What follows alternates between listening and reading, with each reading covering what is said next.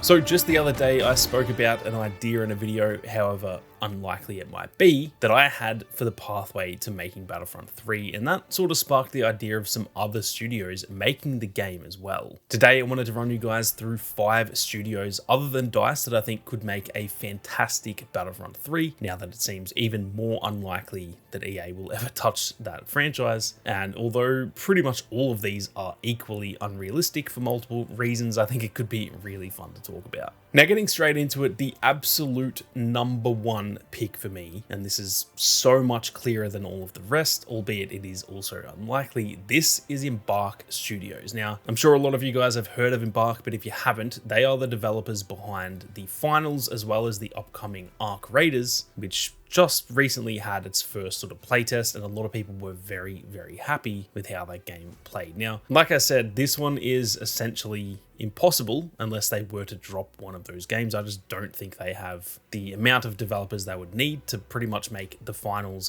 and Arc Raiders and then a Battlefront on top of that. And so again, I think this one is essentially impossible. That being said, they do also have the backing of Nexon, who are a multi-billion-dollar company. So it's not like this is some random little indie studio. This is a pretty damn big company who have now released the finals and soon to be Arc Raiders that have both been fairly successful from what we've seen so far. Now, something else worth noting about Embark as well is that they are actually formed from a heap of former DICE developers themselves. And so a lot of people working at Embark potentially did work on both Battlefront 2015 and Battlefront 2. I think the majority of the DICE developers who were there, they probably worked more on Battlefield than on Battlefront, but I think there are definitely going to be some who have worked on both. And I believe that they are based in Sweden as well. And so as you can see, there is a lot of crossover there too. So for me, not only that sort of DICE connection, I think that would just be a great touch for them making a Battlefront, but also the games that they have released in both the finals and again, Arc Raiders isn't out yet, but from that playtest,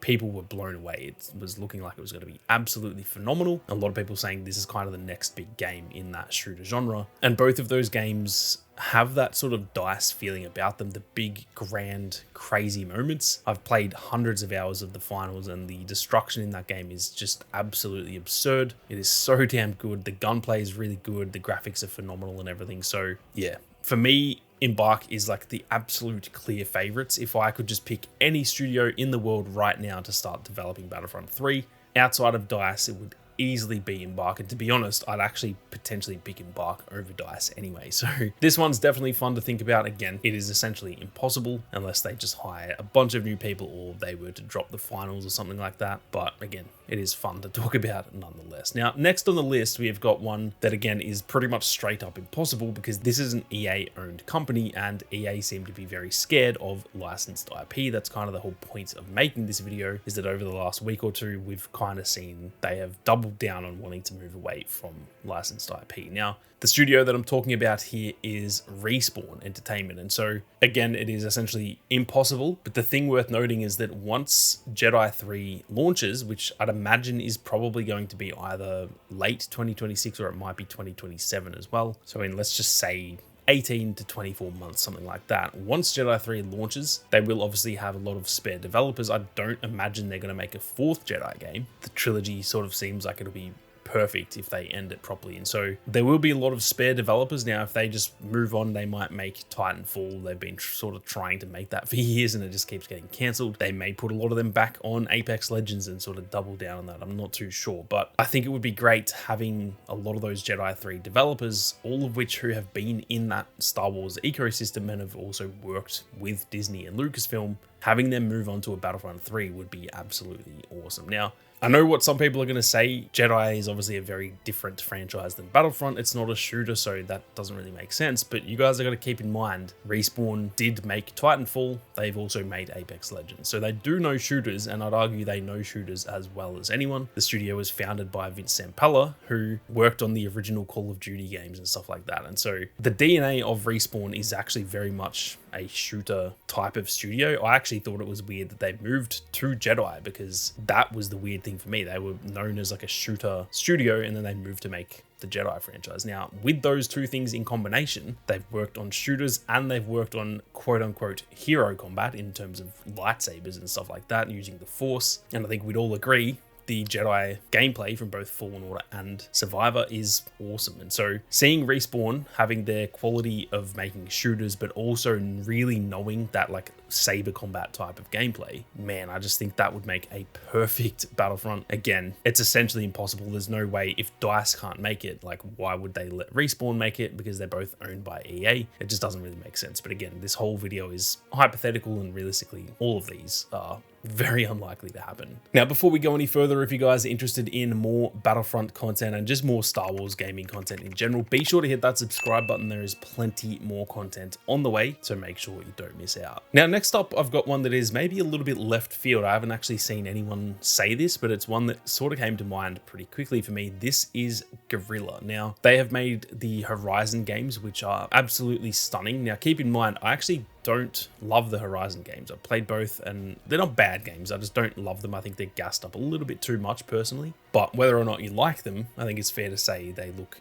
absolutely phenomenal. The graphics are insane, and also like the environmental design and stuff is really, really good. So I think that Guerrilla could make a really, really good Star Wars Battlefront. Now, again, you might be like, what the hell does Horizon have to do with anything related to Battlefront? Keep in mind, Guerrilla made Killzone back in the day, and so again, pretty similar to Respawn. They have done shooters before. I absolutely loved Killzone back in the day. I'm so salty that they haven't made another Killzone. And so again, they have done shooters before, albeit that was ages ago, so who knows how many of the current devs actually worked on Killzone back in the day. But Guerrilla is known initially for their shooter gameplay and stuff like that. So pretty similar to Respawn, that mix of having some shooter heritage, but also having that like third person action adventure type of gameplay. Again, I think that could make for a really, really good combination of things for a Battlefront, as well as living up to the DICE games, some absolutely phenomenal graphics that also runs really, really smooth.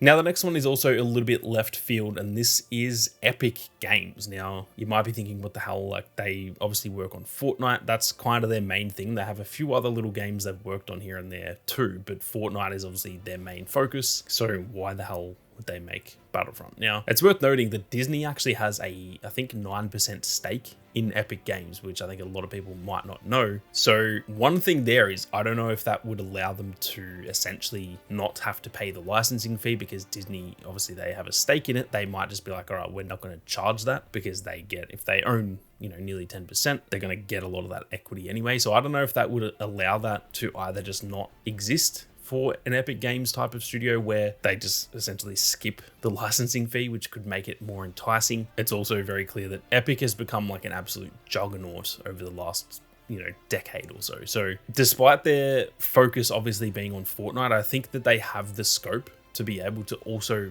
make Fortnite and Battlefront at the same time. And although, again, you might be like, why would they balance the two things? Fortnite's killing it, so why would you not just focus on Fortnite? That could be huge for Epic Games to have Fortnite, which is essentially the biggest game in the world over the last, you know, 5 to 10 years, and then also bring back and like resurrect Battlefront and then own that IP as well. If they owned Fortnite and they owned Battlefront, that would just be absolutely insane for Epic Games. So I think there is some logic behind that one. I think that they could pull it off. They've got the finances to do it. Like I said, Disney actually has a stake in Epic Games as well. And I really do think that they could pull it off. I think that the Fortnite gameplay, albeit it is very different than what I would want for a Battlefront, it plays smoothly. I think they run things very tight over there at Epic Games. And I think if they could correct that gameplay to feel more like Battlefront, then yeah, I just think that they could make a really, really good Battlefront game. Now, last but not least, this one is very much a stab in the dark, but something I would love to see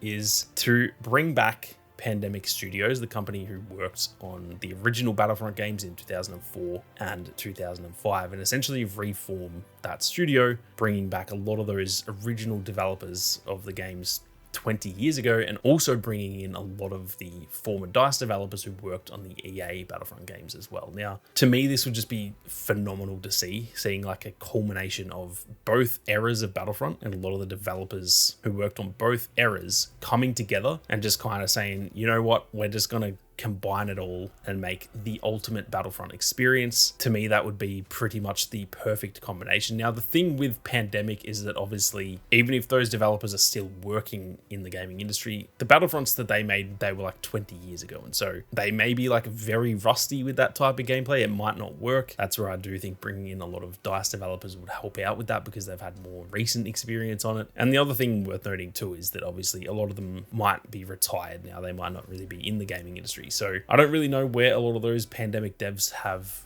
ended up, but I just think that would be like the ultimate experience for us as Star Wars Battlefront fans to see Pandemic make some announcement like, oh, we're coming back, we're rebuilding the studio, we're bringing in some DICE developers and all of that, and just making the ultimate sort of mix up Battlefront from both eras. They could bring back Galactic Conquest from the old games. They could bring back a lot of stuff from the recent Battlefront games. And to me, this would be almost like a Return of the King moment where we as fans would be like, damn, we are back. We've got both studios who worked on both eras of Battlefront. And again, although this one's very unlikely and probably wouldn't be the smartest way to do it, I think it would just be awesome to see. So that is it for 5 studios that I would love to see take on a Battlefront 3 or even just a reboot of the Battlefront franchise. Again, keep in mind, all of these are unrealistic. I don't think any of these will ever happen, but it is fun to talk about nonetheless. And I'm keen to hear all of your thoughts as well, not only your thoughts on the ones that I mentioned, but if you guys have any that you think I missed. I've seen a lot of people talking about Arrowhead, for example, who made Helldivers. If there's any others that you guys think I missed, be sure to leave them down in the comment section. But that is going to do it for another Battlefront video, guys. Like I said, there is plenty of content on the way. This week I've got a